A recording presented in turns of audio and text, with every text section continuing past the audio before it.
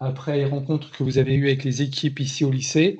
On prend un temps avant les congés qui arrivent. Ça fait maintenant 5 semaines que nous sommes rentrés, donc la rentrée est maintenant bien entamée, même passée. On fait un point avec vous pour vous dire, à vous, parents, comment nous, on voit cette année de seconde et puis la scolarité pour les 3 années qui nous séparent du bac pour vos enfants. Donc, on va reprendre en partie ce qui a été dit à vos enfants. D'ailleurs, c'est le même support de présentation. Ce qui leur a été dit quand on les a accueillis le dernier jour, je crois, ils sont rentrés le mercredi 3 ou 4 septembre. Reprendre avec eux certains points de fonctionnement de l'établissement. Vous êtes les nouveaux parents du lycée, donc on va prendre peut-être un peu le temps de vous expliquer tous ces protocoles, étant entendu que chaque année, on va refaire cette visio spécifique pour chacun des niveaux avec ce qui est attendu pour l'année qui arrive. Voilà, donc arrivant, c'est bien qu'on prenne un peu le temps avec vous. Alors si, cette diapositive quand même, on a ouvert toutes nos réunions d'accueil sur cette diapositive, bah, c'est un peu les trois mots-clés de notre vision, nous, de l'école, du sens large et du lycée en Bonsoir. particulier. Bonsoir, madame. Les trois mots, puis je leur explique un petit peu la confiance, c'est la confiance qu'on leur accorde, la confiance que vous leur accordez, vous parents, les enseignants de troisième qui ont autorisé le passage en seconde GT, et la confiance qu'on leur accorde a priori. Voilà, il faut la mériter, ils l'ont a priori, maintenant il faut confirmer tout ça. L'ambition, bah, c'est la saine ambition de réussir, hein, d'avoir un projet quel qu'il soit, ils ne feront pas tous les mêmes études, et pas les mêmes parcours ni au lycée ni après, mais une ambition personnelle pour mener à bout leur projet, c'est comme ça qui nous intéresse. Et à la clé, ben, la réussite, de manière très concrète, c'est le bac et l'orientation post-bac dans 3 ans. Mais voilà, chacun mettra derrière ce mot sa vision propre de sa propre réussite. La mienne ne sera pas celle de ma collègue ou la vôtre, mais c'est d'aller au bout de ce projet. Et là, pour le coup, nous, on accomplit notre mission de les emmener jusqu'au pied de leurs études universitaires de l'enseignement supérieur. Alors voilà, je ne vous présente pas les 150, 200 personnes du lycée, simplement un peu le staff administratif que vous côtoyez peut-être un peu moins. Donc la direction n'a pas bougé. On a mis en jaune avec un petit nous les collègues qui nous ont rejoints cette année. Pour vous, sur cette diapositive, les personnes importantes, c'est Madame Messoussi qui nous a rejoints cette année. Vous aviez une autre collègue qui a accompagné votre passage et la transition du collège au lycée. Mais Nassima Messoussi, elle, va accompagner la scolarité de vos enfants en seconde GT et l'année prochaine en première. Quand on dit accompagner d'un point de vue administratif, c'est elle qui inscrit aux examens, c'est elle qui, enfin voilà, toute la partie administrative, c'est elle qui va suivre la scolarité de votre enfant.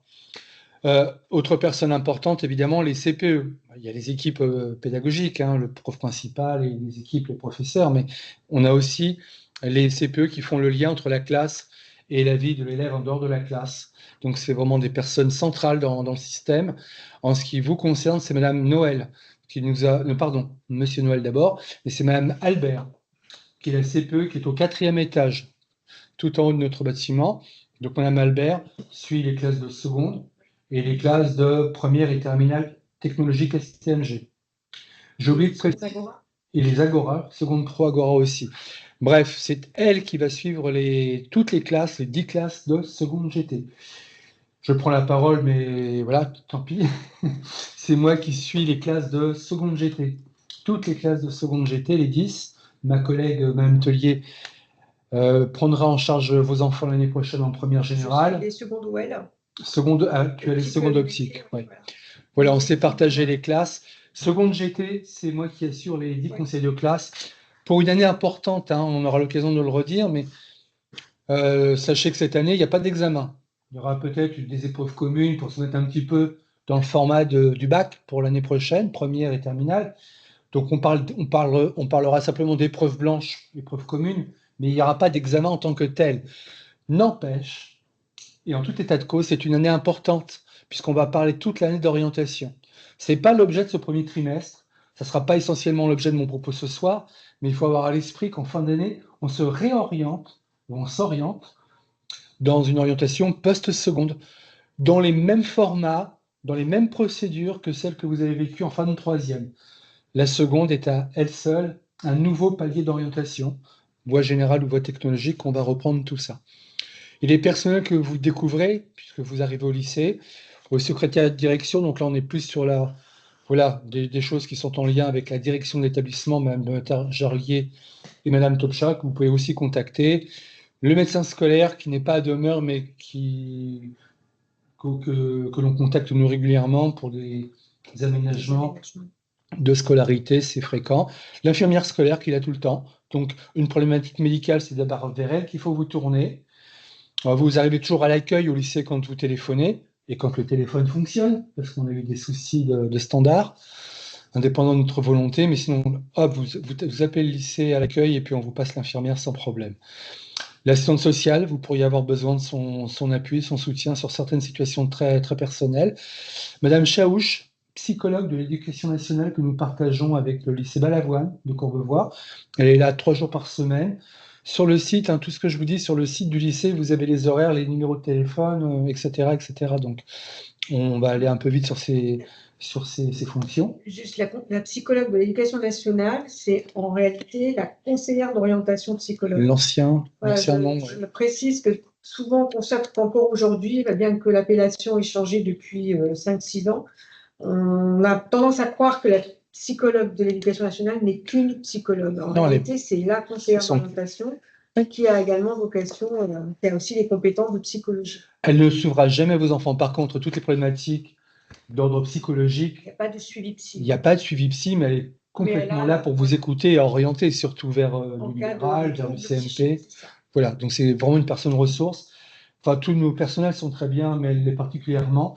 Et si ça, parce que ces questions d'orientation vont être vraiment une préoccupation toute l'année, elle peut vous recevoir et recevoir vos enfants au lycée à raison de 2 jours et demi par semaine. Le reste, elle est sur l'autre lycée. Mais les conseillères d'orientation, les psy-EN, reçoivent aussi au CIO. On a 3 CIO dans le périmètre et je crois qu'elle a plutôt elle. C'est ça, je ne me trompe pas?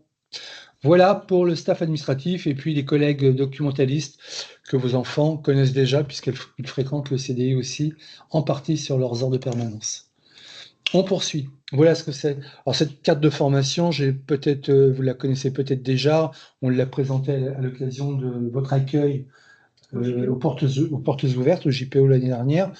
C'est bon de le savoir pour dire que vos enfants, pour l'instant, sont tout en bas du tableau et il faut gravir la montagne. Enfin, bon, relative colline. Allez, la montagne, c'est pour la suite.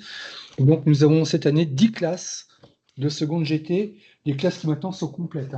C'est 35 quand c'est pas 36 élèves. Donc voilà, ça, c'est un vrai changement par rapport au collège où, en général, on est entre 27 et 30 élèves. C'est ça le format d'une classe de troisième. Là, c'est 35 et c'est le standard, 35 élèves. On peut parfois monter jusqu'à 36. Ce qui nous attend pour la suite, quand on est en seconde GT, d'autres élèves ont été orientés ici à droite sur la voie professionnelle, ça ne concerne plus vos enfants. Sauf réorientation, on a eu 2 ou 3 sujets, 2 ou 3 élèves qui ont souhaité se réorienter dès cette rentrée. On peut le faire dans les deux sens en vérité, mais ça tient toujours lieu et compte des places disponibles. Si on n'a pas de place, on ne peut pas changer. Mais a priori, seconde GT, dans GT, il y a général et technologique. Le parcours en voie générale, c'est le parcours orange, en première avec 3 spécialités, puis en terminale avec 2 spécialités. Si on distingue les couleurs, c'est que le bloc première et terminale, c'est 2 années, mais qui ne constituent qu'un seul bloc.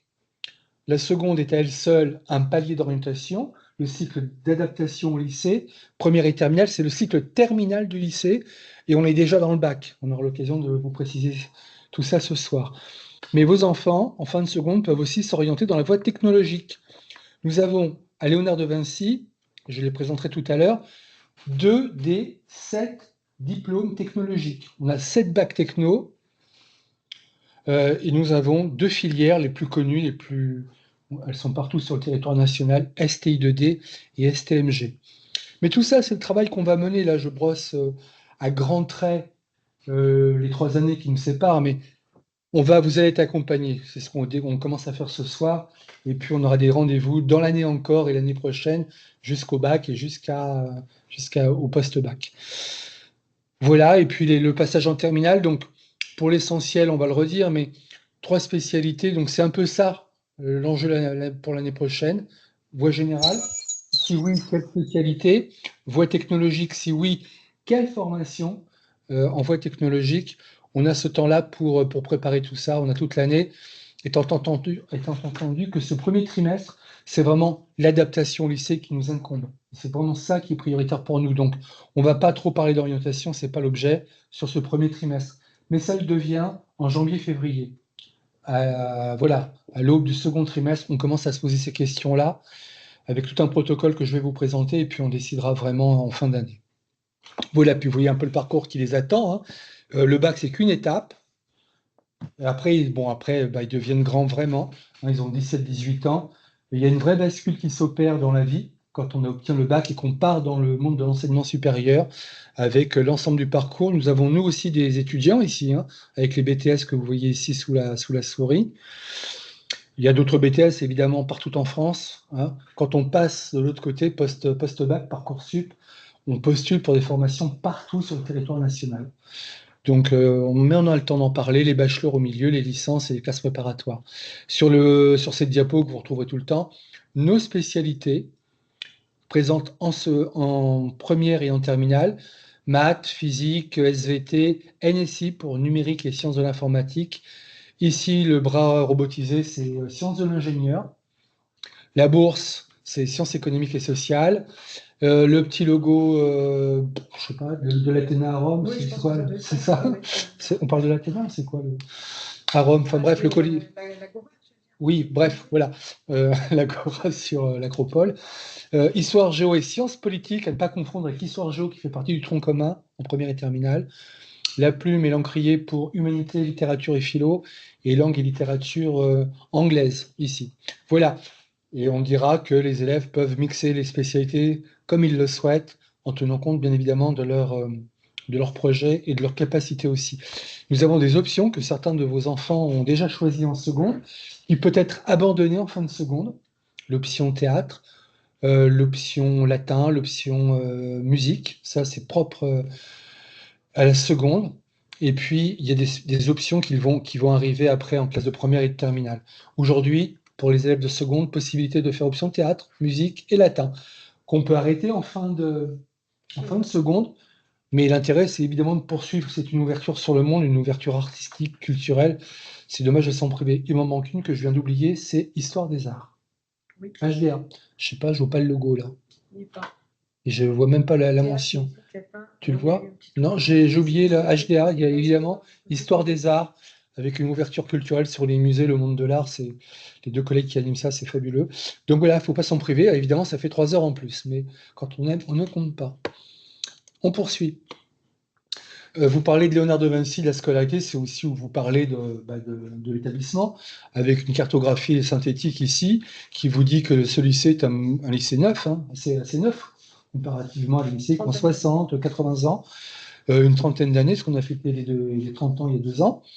Voilà, c'est un gros lycée, hein, on a 28 000 mètres carrés, 128 salles, on a quand même à l'année 1 million de budget de fonctionnement pour faire fonctionner cette bâtisse, voilà, cette fabrique d'avenir. On a 1600 élèves, un peu plus, un peu moins, ça dépend, mais 57 classes. On distingue le pré-bac, avant le bac, et le post-bac avec des étudiants. Ils sont un certain nombre, 150 élèves sont étudiants en BTS ici. Donc vos enfants, tout petits qui sont à 14 ans, 14-15 ans, côtoient des jeunes qui ont 20, 21, 22 ans. Voilà. Et tout ça vit très bien ensemble, et c'est plutôt une richesse. Ça tire vers le haut et ça aide à grandir. On a 200 personnes à peu près, voilà, différents métiers, des métiers administratifs comme les nôtres, mais les professeurs, bien sûr, qui sont au cœur du système, mais la vie scolaire et les personnels administratifs dont on a parlé avec les secrétaires de scolarité ou d'intendance et le pôle médico-social, plus les personnels techniques. À droite, très important, nous préparons donc 6 bacs, quand on les compte tous, bacs généraux, plus bac STI, plus bac pro, et 3 diplômes, 3 certifications en BTS. Et puis là, on annonce les chiffres de réussite aussi. Alors là, ce sont les données brutes, hein. Bac général, l'année passée, en 2025, en juin-juillet dernier, c'était 95,2% de réussite. C'était mieux l'année précédente, d'un point. L'année précédente, c'était 96. Bon, voilà, c'est au gré du temps, au gré des années.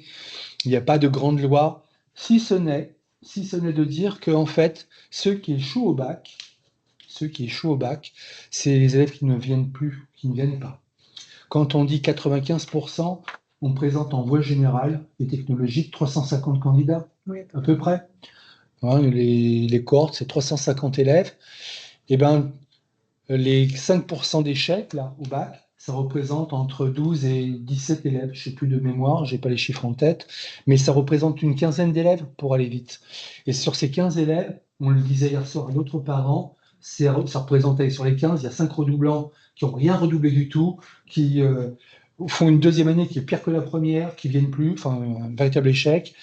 Et puis des élèves qui sont pris dans des problématiques médicales, de phobie, enfin, etc., pour qui on imagine un bac en 4 ans. Donc c'est possible aussi. Voilà. Évidemment, pour réussir à l'école, il faut venir à l'école. Pas d'autres secrets. On a un peu baissé aussi en voie technologique. Voilà, le bac SI2D était plus difficile que les autres années. On a de moins bons résultats. Mais c'est national quand je vous dis ça. Hein. Pas nous, pas en particulier. Donc ça baisse aussi de fait à Léonard de Vinci. En revanche, ce qui est une vraie réussite, c'est les bacs pro qui ont vraiment. On a fait vraiment de mauvaises années, Léonard de Vinci. Et puis là, depuis 2 ans, ça progresse. Et on obtient en bac pro presque 90%. Alors là, on est dans le haut du panier, très clairement. C'est combien en bac pro optique? C'était 95%. 94. 94,4. Voilà. Donc c'est vraiment voilà.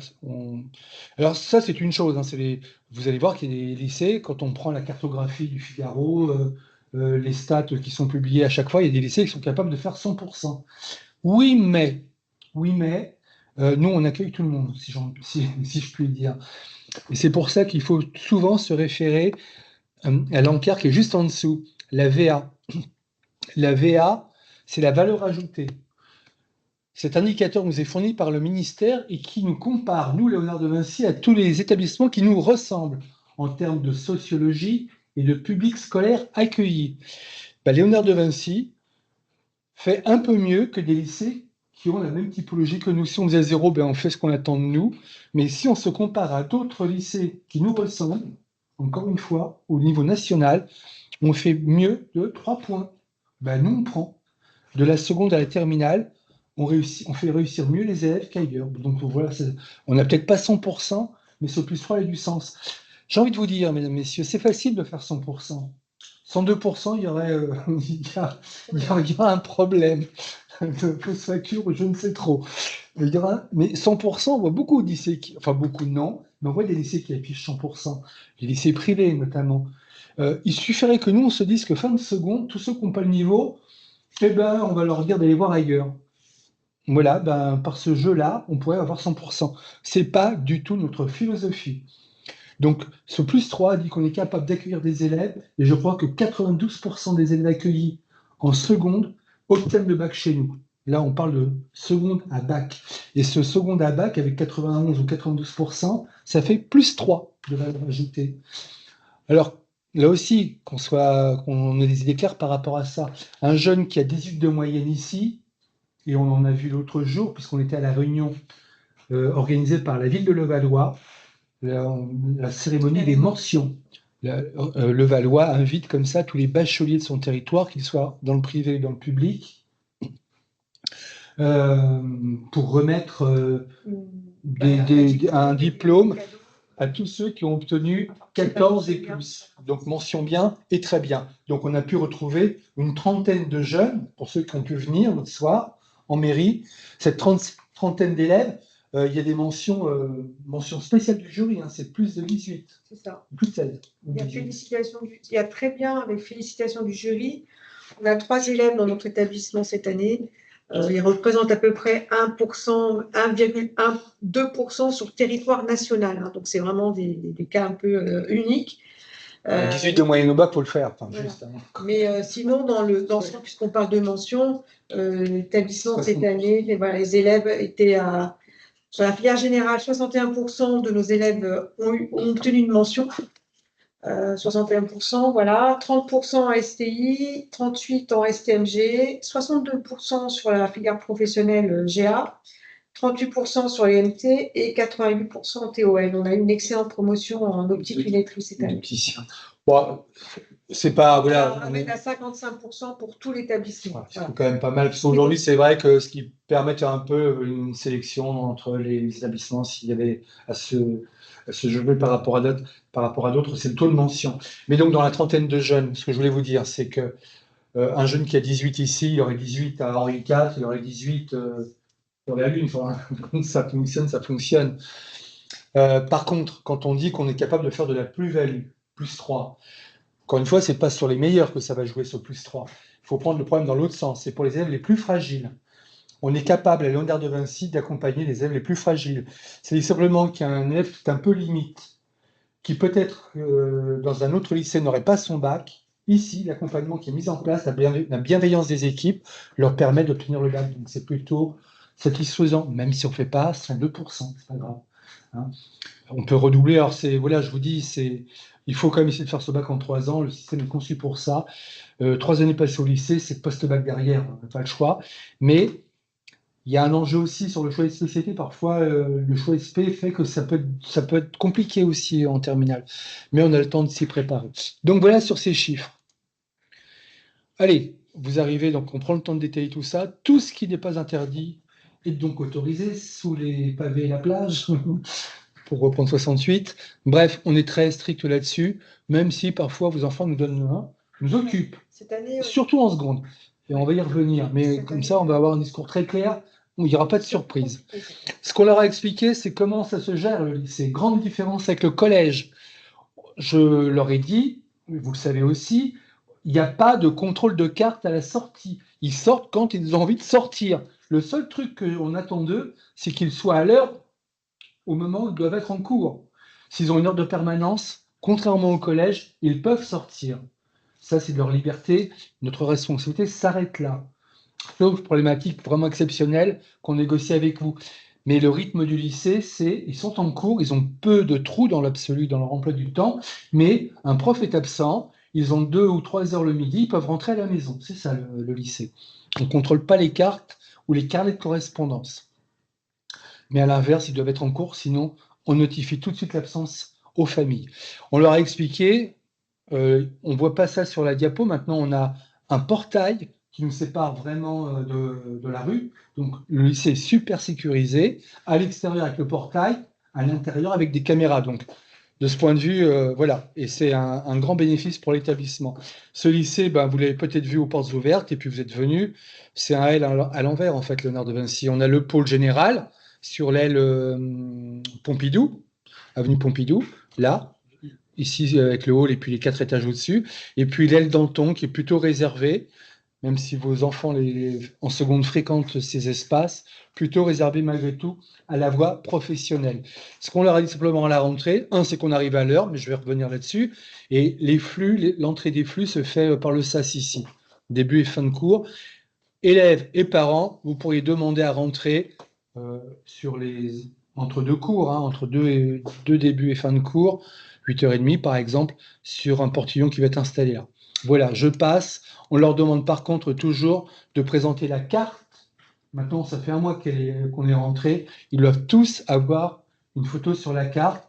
Ce qu'on leur conseille, parce que des fois la carte ils l'oublient, mais le téléphone ils ne l'oublient pas, c'est de prendre en photo leur carte sur leur appareil, leur portable, ils la présentent et ça passe aussi. Nous sommes tenus de contrôler les accès. C'est urgence attentat, Vigipirate. Donc on a commencé à faire un peu les gros yeux et la grosse voix pour dire que ceux qui n'avaient pas les cartes ne pourraient plus rentrer. Les photos parce qu'ils ont tous leurs cartes. Mais voilà, donc c'est vraiment une question de sécurité pour tout le monde. On vous l'a dit, c'est un beau lycée et on veut qu'il reste beau. Hein. Il a 30 ans, il est assez moderne et il faut en prendre soin, sinon il peut vite se dégrader. Donc voilà, un bâtiment très moderne. Nous, on a travaillé comme atelier depuis quelques années, et les équipes à le végétaliser, à le rendre plus agréable. Donc voilà, ça reste un beau bâtiment, mais malgré tout très minéral. Hein. Il y a du marbre, enfin un simili en tout cas. Voilà, ça résonne beaucoup du fait des matériaux. Donc on travaille vraiment à le rendre plus agréable et à l'humaniser entre guillemets en le végétalisant. Et puis, on a aménagé des espaces extérieurs. Vos enfants en profitent et vous connaissez les espaces, donc c'est tout à fait agréable. Évidemment, on ne jette rien par terre, on ne mange pas dans les couloirs. La baraque à frites, c'est la baraque à frites, c'est pas le lycée. Il n'y a pas de puff à leur âge. Il n'y a pas de graffiti, enfin, etc. Si je enfin, ils jouent pas à ça, de toute manière, ils peuvent pas. On est trop présents. Des extincteurs, les IDM aussi. Ça, peut-être qu'ils s'amusent à ça au collège. S'ils sont prêts à ça au lycée, élément de sécurité, c'est directement conseil de discipline. Donc ça, on ne joue pas à ça. Et en partie, ils le comprennent. Respecter le lycée, c'est aussi respecter les autres. Donc évidemment, mais je vous le redis parce que certains n'ont pas encore bien compris. Là, ils sortent de collège où ils se croient, voilà, un petit peu les plus grands, etc. Arrivent au lycée, même s'ils se sentent plus libres, la liberté, c'est aussi la responsabilité. Donc, surtout pas d'insultes, mais j'ai à punir quelques élèves, voire à sanctionner quelques élèves, et peut-être un peu plus les secondes que les autres d'ailleurs. Sur la question des insultes, par exemple, parce que très vite, on sait, hein, ils sont ados, donc ils ont le sang chaud, et ben nous, on les calme. Évidemment, on ne s'injurie pas, on ne se, voilà. Sinon, si ça commence mal en parole, très vite, on arrive à la diapo où on se boxe, où on fait du MMA. Donc ça, c'est directement le conseil de discipline, hein, et on a déjà commencé à en faire. Pas pour des élèves de seconde, mais ça peut vite arriver. Il n'y a pas de casquette dans le lycée, dans les bâtiments, certainement pas, dans la cour non plus, dans l'absolu. Ça, c'est peut-être dans votre salon, mais pas au lycée. Alors, on va tolérer les bonnets, les capuches. Je crois qu'il va commencer à faire froid parce que, par contre, ce qu'on a découvert cette année, c'est qu'ils investissent beaucoup plus la cour. Jusqu'à maintenant, ils étaient un peu timides, mais on a une très belle cour avec pas mal de choses. Alors, c'est vrai qu'elle est un peu encaissée, mais ils sont pas mal dans la cour. Donc, allez, s'ils sont dehors, ils prennent l'air et c'est très bien comme ça. On va autoriser les bonnets. Mais quand il fera beau, c'est niette. Voilà, dans un lycée, on est toujours découvert. C'est comme ça. Pas de téléphone portable. Dans la classe, c'est évident, sinon vous allez vite le savoir. En bas, au rez-de-chaussée, ils peuvent téléphoner, vous appelez dans la cour, il n'y a pas de problème. Et dans les couloirs, c'est en consultation. On ne téléphone pas dans les couloirs et on n'écoute pas de la musique, rien du tout. Donc, de fait, pas les écouteurs en haut. Dès l'instant où on monte dans les étages pour les cours, il n'y a pas d'écouteurs. Évidemment, on peut s'asseoir sur une chaise, ce que je ne veux pas. Je leur ai dit ça à la rentrée. Je ne veux pas les voir assis dans le couloir en train d'attendre leur professeur. On a toujours 5 minutes de battement entre deux cours. Ils ne sont pas assis comme des malheureux, comme ligne 3 pour le Levallois. Ça, c'est pas possible. Ils sont debout. C'est une manière de se respecter soi, de respecter les enseignants qui vont arriver ou tout personnel qui arrive. Ils sont debout. Voilà. Ils sont fatigués de nature, hein, souvent, mais non. Ils font l'effort parce que 5 minutes après, ils vont aller s'asseoir de toute manière. Donc, ils peuvent être debout 5 minutes. Alors, là, ils sont en train de se fatiguer. Ils sont plus fatigués parce que je récupère un peu plus. Ils savent la règle, hein, mais ils testent. Voilà, c'est l'adolescence. Et dès qu'on passe, ils comprennent tout de suite le message, ils se lèvent. Ils sont en train de réfléchir un petit peu là. Oui, ils se lèvent. Ils se lèvent, oui, ça c'est bien, mais le mieux, ça serait qu'ils n'aient même pas se poser la question, c'est qu'ils ne s'assoient pas. Ce sera encore mieux. Bref. Alors, je rajouterais quand même une chose, c'est un petit peu le ressenti actuel des professeurs de seconde. Oui. Ils ressentent ça pour la première fois. On peut vous le dire. Je pense que c'est bien que vous le sachiez pour pouvoir peut-être un petit peu débriefer à la maison. Ils ont quand même le sentiment, avec la génération de seconde de cette année, que le respect de la règle est plus compliqué. Hein, il y a davantage de... Là, je regardais les incidents, les indicateurs. Cette année, il y a 2 fois plus de punitions à la même période qu'il en avait été mise l'année dernière. Donc, c'est signe que, c'est ce que disent les enseignants, qu'il y a une génération. Ils sont un petit peu plus récalcitrants, on va dire, au respect de la règle, à la compréhension de la règle et au respect de la règle même en classe. Hein, voilà, un peu plus dans la contestation. Ce qui doit être acquis, visiblement, n'est pas encore, et c'est un premier ressenti. Et donc, des difficultés à remettre un peu au format, on va dire. Ce qui me permet de dire que si eux, ils doutent, nous, on ne doute pas. Ils seront au format de toute manière, entre guillemets, hein, on n'est pas dans le formatage. Mais non, on a préparé, tu le dis assez bien pour les parents de première. En première, ce sont des étudiants. On est déjà dans le post-bac, donc on a une année devant nous pour se mettre au calibrage du lycée. Ils souhaitent passer et passer les études supérieures. On les prépare aux études supérieures. Donc voilà, c'est vrai que sur les premières règles, on prévient une fois, sur enlève ta capuche, sur montre ta carte, etc. C'est une première fois, c'est oral. La deuxième fois, ça rappelle à l'ordre. Ça peut être des heures de colle. Et puis, ça peut aller jusqu'aux sanctions. Hein, voilà, 2 élèves qui se sont battus ce matin, ils sont tous les 2 exclus. Hein, très, très clairement. Une journée. Bon, voilà. On va parler des punitions, des sanctions. mais ça devient sérieux. Donc oui, on a ces remontées-là, mais on n'a pas le choix. On a un trimestre pour comprendre ce que c'est que le lycée. Parce que je l'ai dit tout à l'heure, 2 et 3e, on s'oriente. Donc, et l'année prochaine, on est dans le post-bac. Les premières appréciations sur le bulletin, les premières notes, c'est Parcoursup déjà. Donc, il faut que tout ça soit calé maintenant. Voilà, donc on vous le dit, parce que si vous recevez, vous, des notifications, des punitions et des retenues, enfin, on va en parler, vous reprenez ça avec votre enfant surtout, hein. Vous ne banalisez pas, c'est pas possible. Alors, l'assiduité, ça c'est un premier devoir, hein. Le code de l'éducation, c'est que tu dois être à l'école pour apprendre. Il y a les heures de SAS, d'ouverture et de fermeture du lycée, les heures de cours. Les cours commencent à 8 heures, donc le lycée ferme à 8 heures, pas 8h01, 8 heures on ferme. Si votre enfant arrive à 8h01, même s'il est mignon, qu'il est tout petit et qu'on va le protéger, 8h01, il ne rentrera pas. C'est comme ça, parce qu'à 8h01, le cours a démarré. Donc 8 heures, ça rentre, et puis il va déjà arriver en retard. Il y a une forme de tolérance avec les collègues enseignants, mais à 8h01, sinon ça ne s'arrête pas. Et c'est pas un moulin, c'est pas possible. 8h55. Donc effectivement, si il ne peut, parce que l'enjeu est surtout à la première heure le matin, à l'entrée. 8h c'est tôt, c'est vrai. Il y en a qui viennent de loin. Mais ceci étant dit, c'est pas ceux qui viennent de loin qui sont les plus en retard, c'est ceux qui habitent à côté. Donc ça, c'est un vrai sujet. Il faut qu'ils apprennent la ponctualité, c'est tout à fait important. Bon, voilà, une fois qu'on a compris qu'on s'est fait punir une fois, que les parents reçoivent un message, eh ben, voilà, on s'y fait pas reprendre. Donc, simplement vous dire ce que je disais là. 8h20, quand il fait beau, on réouvre. Donc, on ne les laisse pas dans la rue toute la journée, hein. On réouvre à 8h20. Quand il fait beau ou pas beau. Quand il fera mauvais, on les fera rentrer un peu plus tôt. On les mettra à l'abri, mais jamais ils ne monteront à l'étage. Ils iront en permanence. Donc, c'est pas un retard, en fait. C'est une absence qui n'est pas justifiée. Ben voilà, vous avez la mauvaise nouvelle d'apprendre que votre enfant est rentré en retard.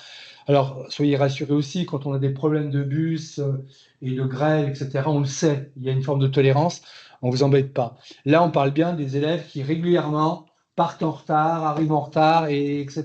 C'est toujours la même histoire. Non, c'est pas possible. On arrive à l'heure au lycée. Alors, dans cette grille, on voit qu'on a un créneau à 17h, mais en fait, il n'existe plus ce créneau. Tous vos enfants finissent à 17h10, donc c'est plutôt bien. On a réussi à compacter les emplois du temps. Il n'y a pas trop de trous, même parfois pas de trous. Ils ont 1 heure ou 2 heures pour manger le midi, donc tant mieux. Ils ont parfois le temps pour rentrer, mais sinon, c'est plutôt assez compact. Donc voilà, on a fait cet effort-là, nous, direction. Évidemment, naïvement, on espère que le soir, ils rentrent pour travailler, hein, et faire leurs devoirs. 2 heures. 2 heures. Et oui, c'est ça. Ils ont fait le choix de venir en seconde GT. C'est ça. Sinon, c'était la voie professionnelle, la voie pro, c'est vrai. L'essentiel se passe en classe, même s'il y a un peu de boulot. Là, la voie générale, c'est clairement 1h30. C'est pas. 1h30 en seconde. Et quand on leur demande combien de temps tu as travaillé, oh ouais, 15 minutes, vite fait. Non, non, il n'y a pas de vite fait. Tu passes vraiment 1 heure, 1h30. Et puis, si le week-end, il y a une disserte à faire, on l'a fait.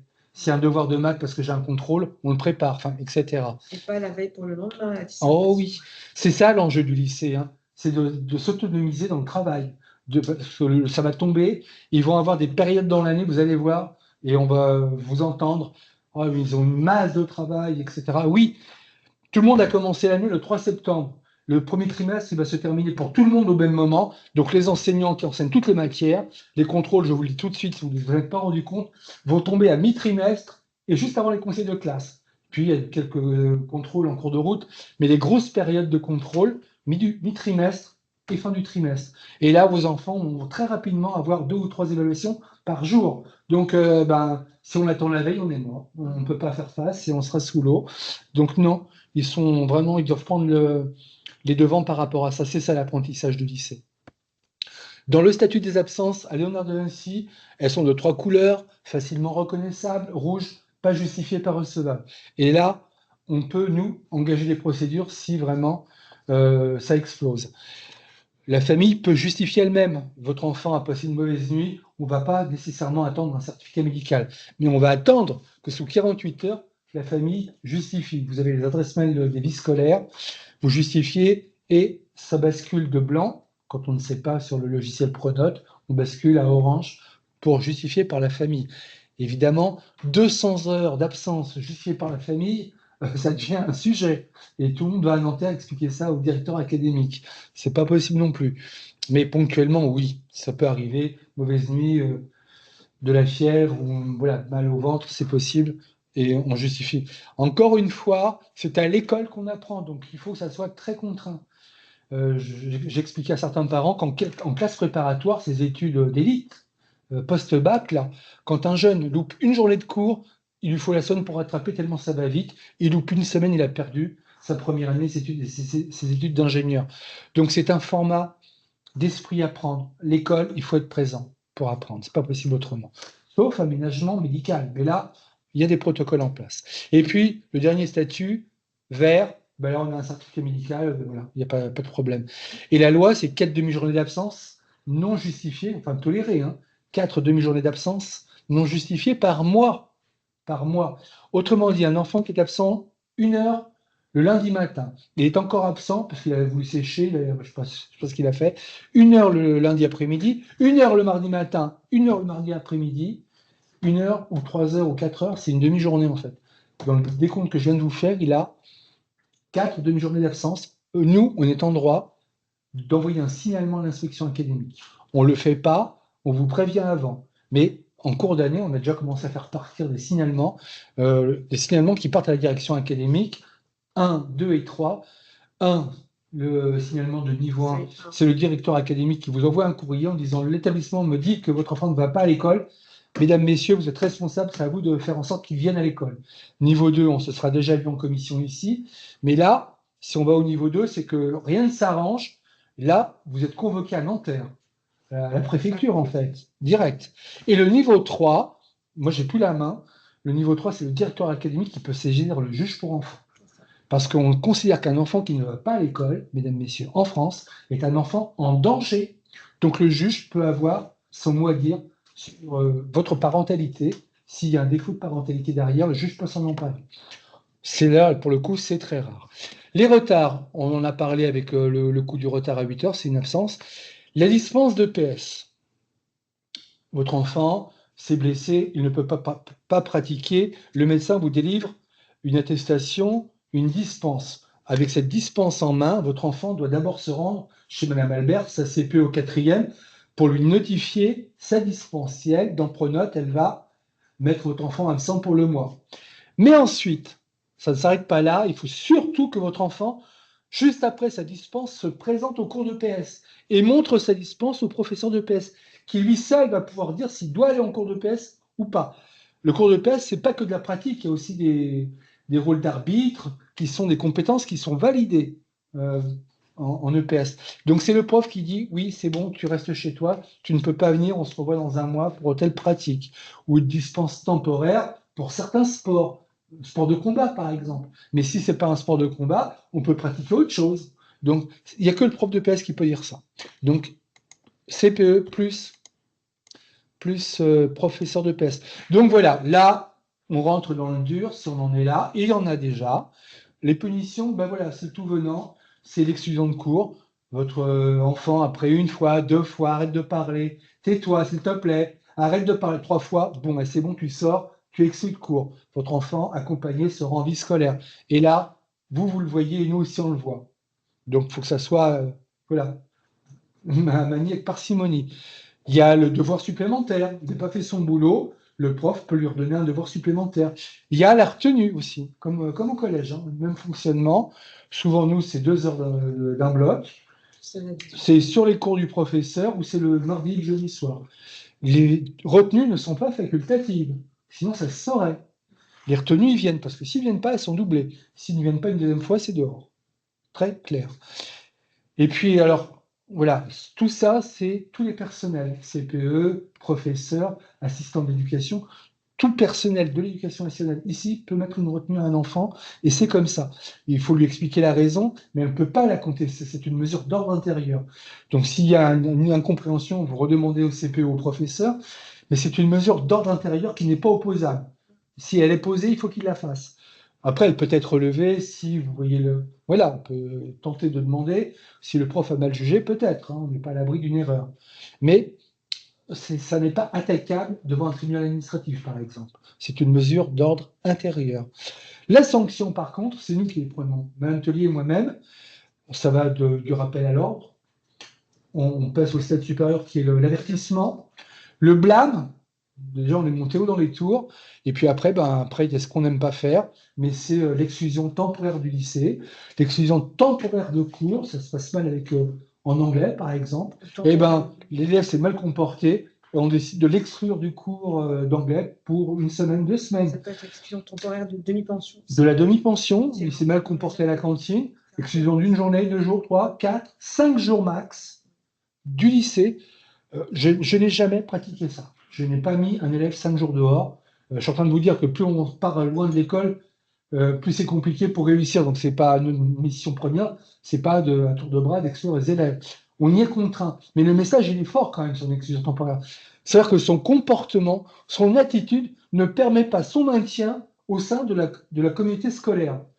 Donc, ça doit interroger. Quand on exclut un élève, et j'ai quelques parents de seconde que je commence à avoir parce que c'est pas beaucoup, on est en début d'année, et puis on va continuer sur ce même rythme, mais les 4 ou 5 élèves qui sont exclus, peut-être un peu plus dans la repro pour être honnête, mais on met les règles, c'est les mêmes pour tout le monde, donc y compris pour vous ce soir.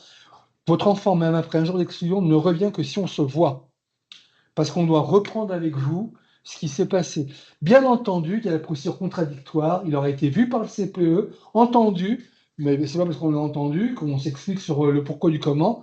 2 élèves qui se battent, et je suis désolé, le règlement intérieur, c'est un minima, une sanction. Si c'est une première fois que c'est pas très grave, une incompréhension, c'est attrapé par le col, c'est peut-être un avertissement ou un blâme. Si on s'est mis une claque ou un coup, là c'est directement 50-50, les deux sont dehors, hein, pour 1 ou 2 journées. Et après, moi, je remets les choses à plat avec les parents. Je fais pareil pour les premières et les terminales. Même si pour le coup, en première, c'est rare. C'est rare. C'est rare. Après, oui, vous avez tous été destinataires du mail relatif aux ascenseurs. Oui, pareil. Voilà, oui. Les élèves, c'était très grave. Ça a immobilisé un certain nombre d'agents qui ne pouvaient plus travailler. Ça a immobilisé les parents qui viennent en situation de handicap ne peuvent pas monter. J'ai reçu des élèves avec parents. Oui. Mais bon, c'est vrai qu'après, ils ont compris en première, et puis ils grandissent aussi. Mais cette année de seconde, c'est ça. On s'adapte au lycée. Et c'est pas nous qui nous adaptons à eux, c'est vraiment qu'ils nous adapter à nos exigences. Voilà. Allez, on passe parce que c'est quand même pas l'essentiel du message de ce soir quand même. Mais sachez-le. Ah, pardon, je reviens. Voilà. La nouveauté pour vous, moi, je pense qu'il y avait déjà ça. Pronote, vous connaissez. L'ENT, je ne sais pas si c'est le même au niveau des collèges. Nous, c'est l'ENT de la région Île-de-France. Pour se connecter à tous les services numériques, élèves, parents, profs, personnel, tout le monde passe derrière ce portail dans lequel on accède à Pronote, dans lequel, ici, mes outils pédagogiques, ils ont plein d'applications libres de droit, Kios pour les langues vivantes et puis plein d'autres applications. Le médiacentre, c'est l'accès à tous les manuels numériques. Enfin, tous, oui, seconde, pas mal. Et puis, ils ont un drive personnel avec des outils, etc. Cette année, nous sommes lycée pilote pour la région Île-de-France. Vos enfants, malgré les difficultés de toute expérimentation, puisqu'on est pilote, il faut bien un moment conduire la Formule 1, on est pilote et donc vos enfants, contrairement aux élèves de première et de terminale, ne sont pas équipés avec un autre type de PC qui est le LunoY. Vos enfants sont équipés avec un Chromebook. Voilà, c'est le choix régional. On le teste à Léonard de Vinci dans un autre lycée avant d'être déployé sur l'ensemble du territoire. Donc on essuie un peu les plâtres, c'est vrai. Mais c'est un très bel outil. Et ce PC, cet ordinateur, ils vont le garder toute leur scolarité. Normalement, celui-là est fiable, une grosse autonomie, système Android, hein, comme sur les téléphones, enfin Chrome, quoi, Samsung et autres, pas Apple. C'est le même système, donc ils peuvent. Pour l'instant, il est totalement verrouillé, hein. Il n'y a que des applications qui sont habilités à utiliser, les autres ils ne peuvent pas installer. À la fin de leur scolarité, ils vont pouvoir le déverrouiller et le conserver pour. Il leur est donné dès la classe de seconde, en fait, hein. Donc il faut qu'ils en prennent soin. S'ils tombent en panne, il y a tout un protocole qui leur sera dit si ça n'a pas été dit par les professeurs référents. Mais s'il y a besoin, on reviendra là-dessus. La demi-pension. Problème, je crois que ça refonctionne pour la réservation depuis très peu de temps. Et en fait, vous voyez, dans toutes les applications pour vous parents, il y a ce petit icône ici. Et en fait, on a été en panne du service informatique qui gère la restauration, la réservation et le, le fait d'alimenter son compte, parce que la société qui gère ça a fait faillite cet été. Donc dépôt de bilan, donc tous les lycées de France et de Navarre ont été comme nous. On a demandé à vos enfants de venir déposer un chèque auprès du gestionnaire sur les récréations. Ils vont en cantine, maintenant c'est tout à fait su. Au récré, ils vont dans la demi-pension, ils vont voir monsieur, je sais plus son Tami, monsieur Tami. Monsieur Tami, qui est le gestionnaire de la Sodexo, parce que c'est pas notre propre cuisine, c'est un prestataire. Ils vont le voir, ils déposent leur chèque, ils créditent lui, avec son système informatique, leur compte, et puis ils peuvent manger. Alors, la Sodexo, c'est encore pour 1 an. Évidemment, vous allez me dire tout à l'heure, quand on va ouvrir les micros, que c'est pas bon, comme toujours. Bon, ça sera peut-être un peu mieux, ceci dit, c'est vrai. J'ai souvent constaté, quand la cuisine est faite sur place, avec notre propre chef, en général, c'est vraiment très bon. C'est bon, la Sodexo, elle a ses propres normes. C'est évidemment normé en termes de diététique, d'hygiène, il n'y a pas de problème là-dessus, hein, de quantité, tout ça va bien. Après, la question du rap, on a vu ça hier soir, ou de prendre de dessert. Ben, quand c'est la Sodexo, c'est non. C'est comme ça. Quand ça sera notre propre cuisinier, et ça, le marché se termine cette année encore, la rentrée prochaine, normalement, on devrait avoir notre propre service de restauration. Ça sera quand même beaucoup, beaucoup plus souple. Voilà. Mais je crois que le service a été rétabli, même si j'ai vu des messages qui passent avec le lien qui ne fonctionne pas, mais normalement, ça doit fonctionner. Alors évidemment, lié à ça, alors vos enfants ne connaissaient pas ce système, mais les premières terminales le regrettent beaucoup. C'est lié à ce problème de logiciel. On n'a pas pu réouvrir la cafétéria, qui est un espace annexe, qui n'est pas la demi-pension, dans l'espace dans lequel vos enfants, nos élèves peuvent aller commander des croissants pour la récréation, prendre des croissants, des jus de fruits. Le midi, je crois qu'il y a des panini, des sandwichs, voilà. Alors des fois, ils se plaignent parce que c'est un peu cher, mais bon, voilà, encore une fois, c'est pas nous qui fixons les prix. Et il y a aussi les élèves qui, dans cet espace-là, j'ai eu la question cet après-midi, d'élèves qui viennent là pour faire réchauffer leur plat, qui amènent leur nourriture de l'extérieur. C'est un sujet qui va revenir sur le tapis avec le CVL. On va essayer de trouver une solution. Si on n'a pas de solution, via la Sodexo, on va essayer de nous prendre ça en charge en interne avec les élèves et les parents. Voilà. Mais c'est un autre bel espace, cette cafétéria qui est vraiment plébiscitée. Vos enfants ont peut-être, comme vous d'ailleurs, découvert les machines distributeurs de chocolat et de boissons qui marchent très bien. Qui marchent très bien. Ça, voilà, tout ça doit les aider à grandir. Hein. On les prend pour des pré-adultes, quoi, avec cette machine à café, les terrasses qui sont à l'extérieur. Donc, on attend aussi d'eux un comportement d'adulte, voilà, et en tout cas d'adolescents matures qu'on souhaite avoir. La scolarité, Mme Tellier, tu veux... Bon, voilà. Oui. Quand tu veux, je prends la main ou je peux continuer. Donc, c'est à peu près le même graphe que vous avez eu au tout début de la présentation. Donc là, on a un focus, on va dire, sur la scolarité et le parcours classique d'un élève qui rentre en troisième. Moi, j'aime bien dire qu'à partir du moment où on est sur la troisième, sur la seconde générale et technologique, on est sur un continuum -3 + 3. C'est-à-dire que voilà, on est sur la voie générale et technologique dans le but de continuer après. Hein, le bac général est qualifiant, évidemment, mais pas pour travailler dans le professionnel. Donc, pour tout jeune avec un bac général et technologique, il est obligé de poursuivre ses études.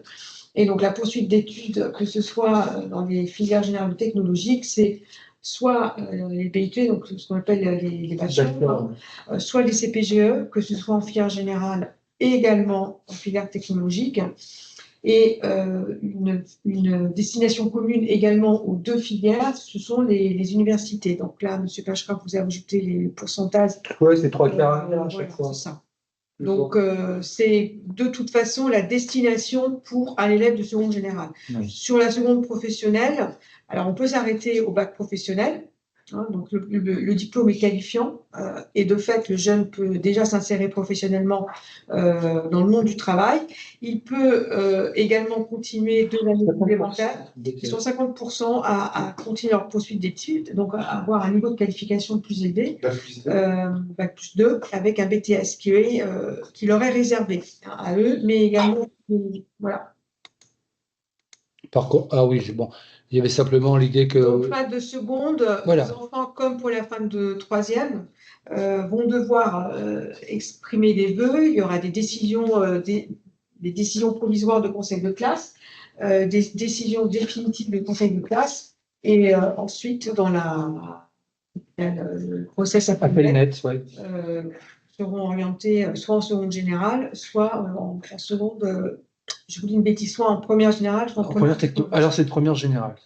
Qu'est-ce que tu veux nous en dire? Alors, la première générale effectivement, donc je suis moi les premières générales et les terminales générales, et donc ça va être l'enjeu également de cette réflexion à avoir tout au long de la seconde, puisque vos enfants devront se déterminer soit sur une poursuite d'études en première générale, et de fait avec le choix de 3 spécialités qui vont vous être présentées dans la foulée, soit sur une filière technologique où là il n'y aura pas de choix de spécialité spécifique, mais des filières. Donc ici, au lycée Léonard de Vinci, nous vous proposons la STMG, donc aux sciences techniques du management et tertiaire, c'est ça? Oui, et gestion. Mais il y a là, c'est la diapo, il y a une diapo sur le techno. Voilà. Simplement, si tu veux détailler un petit peu là.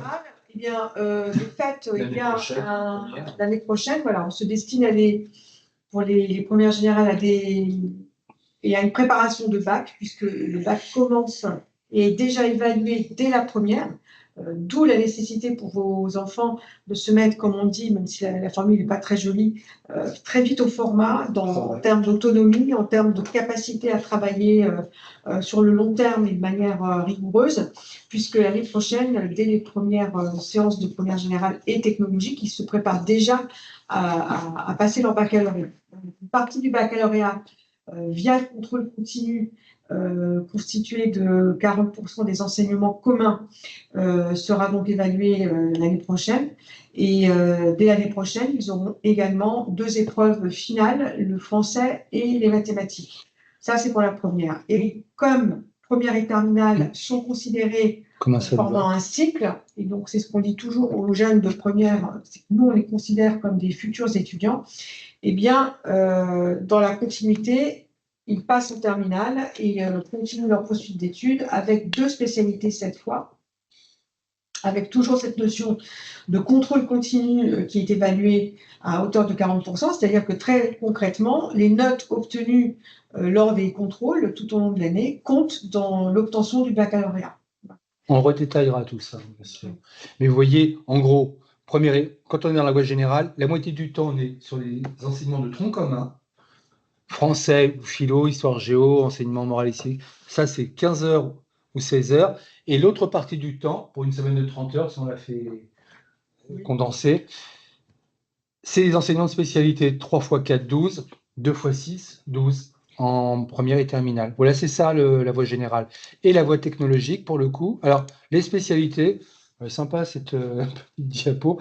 On y voit. Alors, les fiches, elles sont accessibles sur le site, on ne va pas les détailler, mais c'est toutes les spécialités présentes au lycée Léonard de Vinci.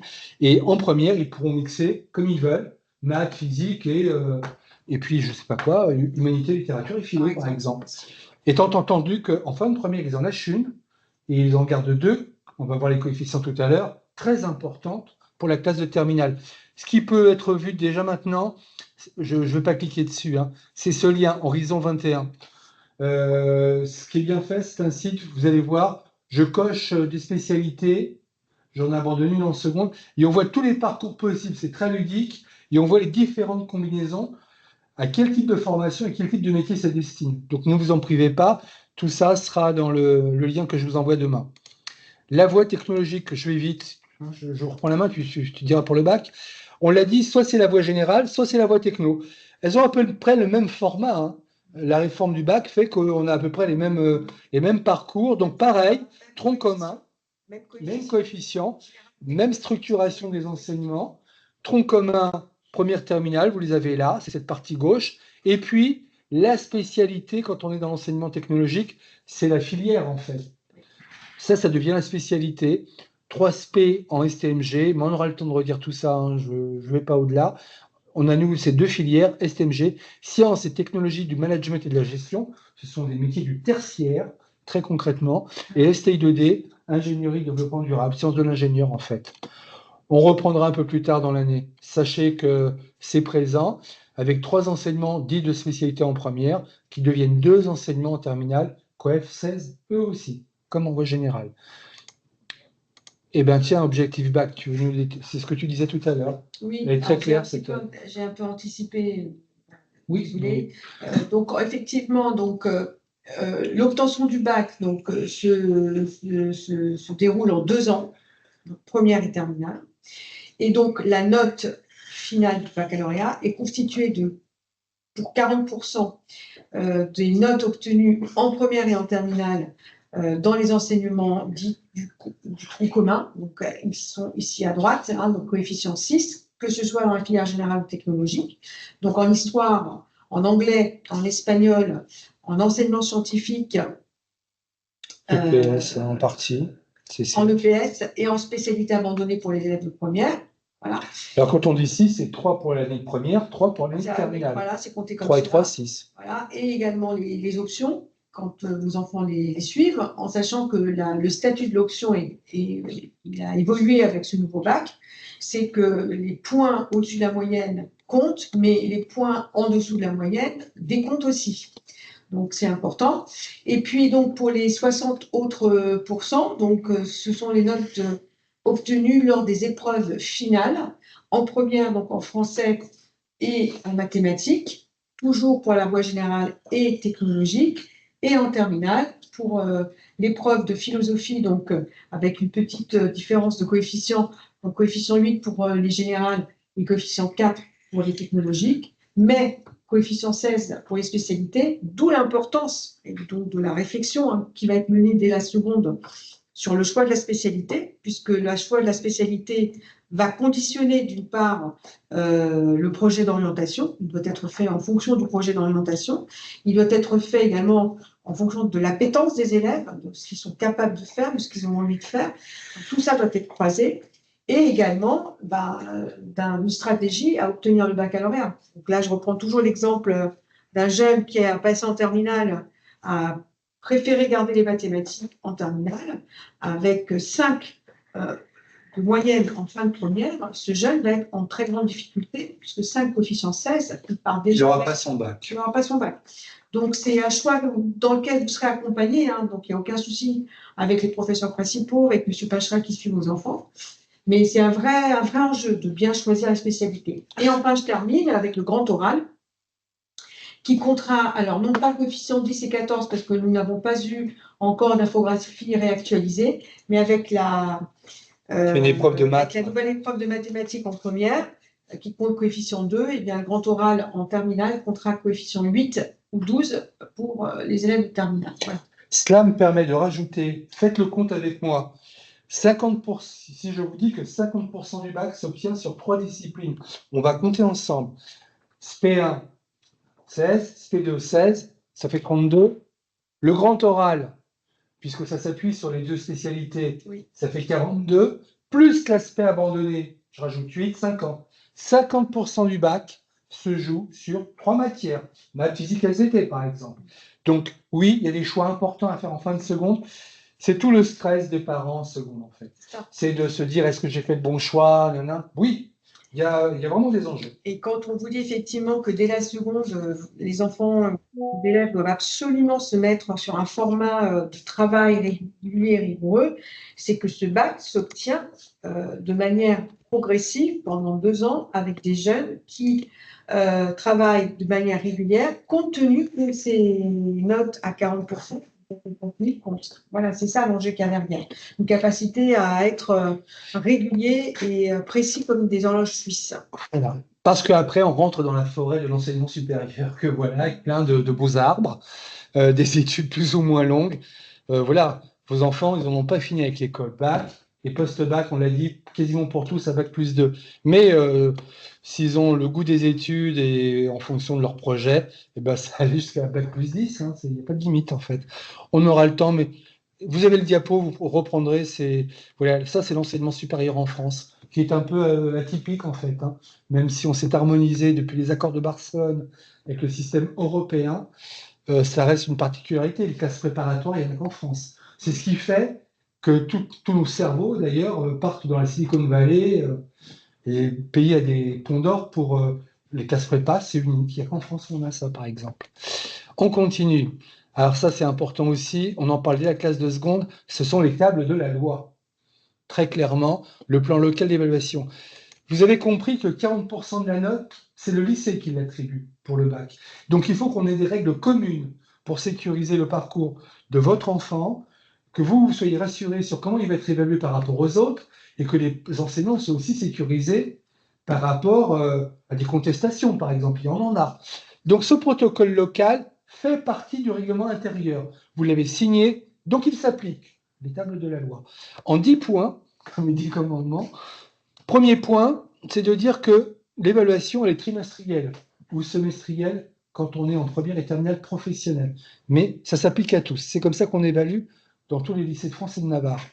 Les modalités d'évaluation, on vous rappelle, et les enseignants le rappellent aussi, qu'on a des évaluations formatives, c'est le petit contrôle un peu régulier, toutes les semaines en mathématiques par exemple, j'en ai parlé avec les profs de maths, mais on peut avoir 2 ou 3 contrôles pendant le trimestre dit petit contrôle formatif, hein, on évalue, voilà, pour voir si on a les bons acquis. Et l'évaluation sommative, c'est le gros contrôle de fin de chapitre, 1 ou 2 pendant le trimestre. Tout ça vient constituer la moyenne. Et on voit à droite, point 3, une moyenne, c'est pas une note, sinon ça s'appelle une note, pas une moyenne. Mais par définition, vos enfants, dans leur scolarité ici, on s'est fixé comme règle ici, à minima, c'est 3 notes, sauf en EMC, où voilà, ils ont 1h15, donc c'est plus compliqué. Mais pour l'essentiel des matières, ils auront 3 notes par trimestre, souvent plus, hein, 4 ou 5. Ça fera la moyenne. Les absences, on ne peut pas être absent à l'évaluation. En première et terminale, on a besoin d'être certifiés. Et on applique ça dès la classe de seconde. Donc s'ils sont absents, on leur doit de rattraper leur évaluation. Et ils se doivent, eux, de rattraper leur évaluation dès lors que l'absence est justifiée. Enfin, c'est pas je viens pas, je viens pas, c'est pas comme ça à l'école. Si l'absence est justifiée, ils seront reconvoqués, c'est le protocole du lycée, le vendredi après-midi de 16 à 18 heures pour rattraper le ou les contrôles qu'ils n'ont pas pu faire dans la semaine. Si l'absence n'est pas justifiée ou s'il ne se présente pas le vendredi soir, on passe à AB étoile, absent étoile, ou non rendu étoile. Et soyons clairs, cet absent étoile ou ce non rendu étoile, pour un devoir qu'ils devaient remettre et qu'ils n'ont pas remis, ça équivaut à un 0 dans la moyenne. C'est pas écrit comme ça, mais je vous le dis, c'est comme ça que c'est compté. Et puis, il y a la notation. Voilà, le 0 est interdit, sauf si l'élève rend copie blanche, sauf s'il avait un devoir de maths et qu'il traite de l'histoire-géographie. Si tout est faux, ça vaut 0 quand même, on peut le mettre. Mais on ne mettra pas 0 si votre enfant est absent, ou s'il y a un problème de comportement ou de triche, on va voir ça tout à l'heure. On dira simplement, voilà, le 0 est interdit, n'est mis que dans ce cas-là. Alors, si, quand même, si, parce qu'en seconde, on peut avoir à se le redire, que l'évaluation relève uniquement de l'expertise de l'enseignant. Je peux donner mon avis, moi, sur comment le mécanicien aurait dû réparer ma voiture, mais je ne suis pas le professionnel. Donc, vous, parents, vous avez peut-être une idée sur la question, n'empêche, et c'est comme ça que c'est dit au bac aussi, hein, le jury est souverain. C'est un métier, c'est comme ça. Donc voilà, après, par contre, vous pouvez demander une explication. Je ne comprends pas, on a bien révisé ensemble avec mon enfant, et il se retrouve avec 5 sur 20. Qu'est-ce qui s'est passé? Vous interrogez l'enseignant, vous avez la copie. C'est pas fait en claquant des doigts, c'est quand même une évaluation. Vous pouvez demander à l'enseignant, mais par contre, l'enseignant reste le maître de son évaluation. Ça, c'est clair. On continue pour dire que la fraude et la triche, je passe, on va en reparler. Représentativité de la moyenne. Vous comprenez bien que sur 4 ou 5 notes, avec des coefficients différents, si votre enfant vient sur un petit devoir, coef 1, il a 15 de moyenne, il ne vient pas à tous les autres contrôles, il ne serait pas juste de lui laisser 15 de moyenne sur son trimestre. Donc notre protocole à Léonard de Vinci, c'est de dire que la moyenne est représentative si et seulement si l'ensemble de ces notes coefficientées représente 75% des notes. Autrement dit, il a une tolérance de 25%. Il ne peut ne pas venir à un petit contrôle parce qu'il était malade. Ou... on va accepter ça. Mais si il n'a pas 75% des notes coefficientées sur son trimestre, on mettra NR dans la marge. Et toutes ces notes seront mises dans les appréciations. Ça devient périlleux comme calcul. Parce que sur les 3 trimestres, s'il en a un non représentatif, passons, on peut le certifier. S'il a 2 trimestres non représentatifs, épreuve de remplacement en première et terminale. Il ne fera pas ça en seconde. Et puis, ça fait des ordres quand même. Et là, pour le coup, pour les élèves, on en a une vingtaine tous les ans qui sont convoqués fin mai pour cette épreuve de remplacement. Donc, ils ont un sujet qu'ils doivent composer en 2 heures sur l'ensemble du programme de l'année. S'engager là-dedans, c'est mettre le doigt dans quelque chose où on peut en ressortir perdant quand même. Donc, on fait attention. En fait, ce plan local d'évaluation, ce protocole a été pensé et voulu pour les élèves de première et terminale, compte tenu de ce baccalauréat qui s'obtient de manière progressive sur l'enseignement du tronc commun. Le fait de devoir remplacer, pas de moins, de devoir rattraper des cours, j'y ai arrivé, de rattraper des évaluations est obligatoire pour justement avoir une moyenne représentative. Et donc, ça s'applique aux premières et terminales. Nous, ce qu'on a voulu faire, c'est également d'appliquer cela aux élèves de seconde pour qu'ils entrent dans les bonnes habitudes, pour qu'ils puissent être conscients de ce qu'est une moyenne représentative, pour qu'ils puissent être conscients bien, des obligations qu'ils ont en tant qu'élèves de se soumettre aux évaluations. La question ne se posait pas quand le bac, c'était une semaine d'épreuve au mois de juin. Voilà, tout le monde avait le même sujet. Au plan national, il n'y avait pas de discussion. Là, l'établissement certifie, évalue des élèves et délivre le bac en partie sur 40% de la note. Donc, on se doit d'avoir des règles équitables pour tous. Je poursuis pour dire quoi? Pour dire que les aménagements, oui, si on fait ça en ce moment, PAP, PPS, PAI, si votre enfant avait des aménagements au collège, on se revoit ici en réunion avec moi et puis le prof principal, le CPE, et on remet en place le protocole. Et il y a des aménagements possibles qui seront pris en compte pour le contrôle continu dans les évaluations de toute l'année et qui seront surtout pris en compte aussi pour les épreuves terminales. Le bac de français et de maths l'année prochaine et les épreuves de spécialité pour l'année terminale. Et l'absentéisme, on a dit qu'on ne pouvait pas réussir s'ils n'étaient pas là. Bref, le protocole concernant la fraude. Le protocole, effectivement, qui a été l'objet d'une discussion, de réflexion et donc d'élaboration de protocole, puisque aussi c'est dans la loi, mais ça fait partie d'une obligation réglementaire. Donc, malheureusement, des jeunes qui essayent de frauder, il y en a. Oui. C'est devenu un vrai fléau, tellement vrai que... Nous sommes obligés à réfléchir. Que les médias s'en saisissent aussi comme sujet d'articles, etc. Donc, de manière très claire, toute fraude ou tentative de fraude est sanctionnée.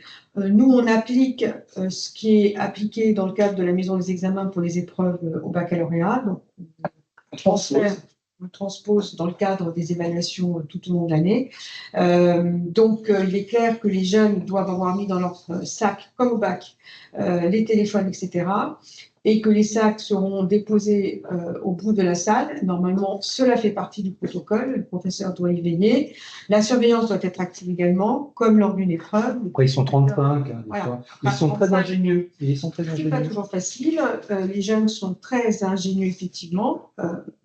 Et donc, ça donne lieu parfois, effectivement, à des jeunes qu'on arrive quand même à prendre. Donc, l'idée de fraude, c'est pas d'anti-sèche, évidemment, pas de téléphone, évidemment, et on rappelle aux jeunes que le jeune, s'il est pris avec une montre connectée, même éteinte, ou un téléphone, même éteint, alors qu'il ne doit pas l'avoir, cela est considéré comme une fraude, en tout cas comme une suspicion. Une piste de fraude, on n'a pas forcément la trouver. Sanctionnable. Donc là, le professeur, il n'a pas cherché à savoir si... Et regarder l'heure aussi. Regarder l'heure, ou s'il appelait sa grand-mère, hein, comme ça a été le cas une fois. Il est pris avec un téléphone, donc... C'était interdit, c'est interdit. Donc, exemple classique, le jeune est pris avec le téléphone anti-sèche alors qu'il a déjà commencé à composer. Eh bien, Le professeur fait cesser la fraude. Il note sur la copie l'heure à laquelle la fraude a été constatée. Donc, toute cette partie de travail effectuée ne sera pas évaluée, donc on sera pour rien. Et le jeune pourra continuer à composer, mais exactement comme lors de l'épreuve de français, de maths ou de philosophie. Là, de ce point de vue-là, il n'y a pas de sujet. Ensuite, étape suivante, le professeur signale l'incident via un rapport et étape suivante, nous, on sanctionne. Donc, d'un avertissement, s'il n'a pas compris et récidive, d'un blâme, et s'il n'a toujours pas compris, eh ben, on met en place un conseil de discipline au même titre que la maison des examens met en place le conseil de discipline. Voilà. C'est un peu raide, mais c'est le seul moyen. Bienveillant que le siècle. Hein. Mais c'est quand même un moyen d'essayer de contrer au maximum. L'idée étant aussi de garantir une forme d'équité. On a des jeunes qui nous signalent dans les conseils de classe que certains. C'est pas normal. Ils voient leurs jeunes, enfin leurs camarades tricher et avoir de bonnes notes, de meilleures notes que celles et ceux qui n'ont pas triché, ont été sincères et qui prennent des risques. Et justement. Le protocole de la maison des examens, c'est en ajourne le bac. Ils sont convoqués par un jury fin août. Fin août, voilà. Hein, ils n'ont pas le bac, il ne faut même pas aller s'inscrire à la fac. Ils passent avec leurs parents devant une commission. Ils ont dit s'ils ont le bac ou pas, juste. Donc surtout, on ne dit pas à ça. Compromis, effectivement, en cas de. Je ne dis pas à ça du tout. Donc l'idée, c'est de prendre les bonnes habitudes tout de suite. Ce calendrier, c'est simplement vous rappeler très rapidement, je prends la ligne seconde, il n'y a pas d'enjeu d'examen. On a quand même décidé cette année, puisque les autres auront des bacs blancs, première terminale, 2 bacs blancs, eux, on va quand même faire une épreuve commune de français, c'est certain, et de maths, on y réfléchit. Voilà, pour être 2 heures de maths, 2 heures de français, un mercredi matin. Voilà, pour que tout le monde ait le même sujet au même moment, ça peut être intéressant de voir, au moment où on réfléchit à l'orientation, si on peut mettre en place cette épreuve commune, rien d'autre pour eux, si ce n'est que les cours vont s'arrêter pour eux le 15 juin, et ils ont 2 semaines de stage à faire sur la fin d'année. Je crois que j'ai une diapo là-dessus, je vous le dis tout de suite. Et alors, les jeudis de l'orientation, je ne sais plus si je parle, alors j'en parle maintenant tout de suite de ce stage. Il a changé de couleur. Non, pardon, c'est là. C'est 2 semaines de stage. Sur le site, on parle très bien. Il y a une convention que vous pouvez télécharger, qu'on vous a déjà envoyée. On n'attend pas le mois de mai pour se trouver un stage. Hein. Il est obligatoire, ce stage. C'est 2 semaines qu'on peut prendre sur une fenêtre de tir de 3 semaines. Vous voyez, il y a 3 semaines ici sous ma souris. On leur demande simplement un stage de 2 semaines. Un peu à l'image de ce qu'ils ont fait au collège. Ils l'ont peut-être fait en décembre, nous c'est en juin. 2 semaines qu'on peut segmenter en 2 fois une semaine, dans 2 entreprises différentes. Stage qu'on peut aussi faire à l'étranger. Tout à fait possible. S'ils partent en stage linguistique, ça sera considéré comme un stage valable pour la fin de seconde. C'est un stage qu'ils peuvent aussi faire. Alors, ce n'est pas la réserve citoyenne, c'est le service. SNU. Le SNU, pardon. Existe encore. Ah, tu as plus d'infos que moi, c'est vrai. Ok, le service national universel, ça en faisait partie. Bref, c'est vraiment pour les aider à se projeter dans leur futur. Ils veulent faire des études de droit, ben, ils vont chez un notaire, chez un avocat, architecture. À eux, voilà, c'est beaucoup de relationnel par les parents, mais il faut absolument qu'ils fassent leurs 2 semaines de stage. S'ils ne le font pas, c'est ce que vont faire nos élèves de première cette année. Ils sont une dizaine à pas avoir fait ça en seconde. Et ben, ils vont avoir à rattraper pendant leurs vacances cette année en première. Donc, il faut vraiment s'y prendre assez tôt pour signer les conventions. Une fois que la convention est signée, ils partent. Alors, c'est peut-être un peu tôt, puisqu'on dit qu'il faut s'adapter, mais si vous êtes curieux de savoir ce que c'est que des études, si déjà vos enfants ont des idées de métier, je vais être avocat, allez, on continue avec l'avocat, là, il y a des conférences plutôt réservées, alors clairement aux élèves de terminale, ça c'est obligatoire, conseiller, vraiment, fortement conseiller aux élèves de première, et une incitation pour les élèves de seconde à venir écouter avec leurs parents. Et il y aura ça tous les ans de toute manière, des conférences qui sont animées par l'espace jeunesse de Levallois, qui sont de très haut niveau, où là on détaille des études de droit, des études d'ingénieur de santé, etc. On continue pour dire que la vie lycéenne, c'est la richesse de ce lycée, la vie en dehors des cours, grandissent. Ils s'engagent beaucoup, nos jeunes. On leur propose aussi des choses intéressantes, ce qui fait qu'ils s'engagent. Donc, ils peuvent déjà s'engager actuellement, ce sont les élections du CVL, hein, donc le Conseil de vie lycéenne, qui est une instance beaucoup plus cadrée que le CVC au collège. De fait, il y a des élèves de seconde qui se sont engagés, et donc ces élèves du CVL proposent un certain nombre d'actions que l'on voit notamment à droite. Donc, ce sont des actions citoyennes qu'ils organisent. On les consulte aussi pour tout un tas de raisons. On va les consulter justement pour le problème de la cafétéria. Ils ont toujours plein de bonnes idées. Là, on a des exemples d'actions faites par le CVL à droite, totalement à droite, c'est-à-dire le carnaval, et puis le bal des terminales, qui sera réservé uniquement aux élèves de terminale. Donc, ils organisent tout cela en toute autonomie et ils se débrouillent très, très bien. Et puis, sur les slides, enfin, sur les photos de gauche, on favorise également l'engagement de nos jeunes.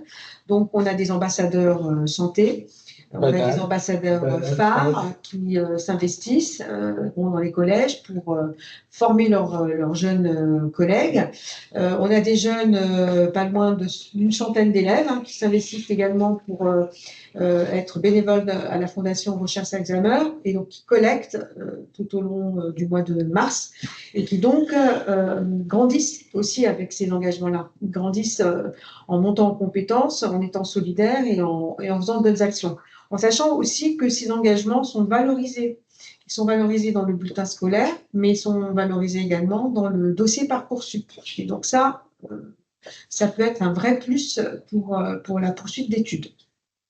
Donc, qu'ils s'engagent, toutes les actions. Et on est heureux de les accompagner dans ces actions. Ah bah, Alex. Voilà.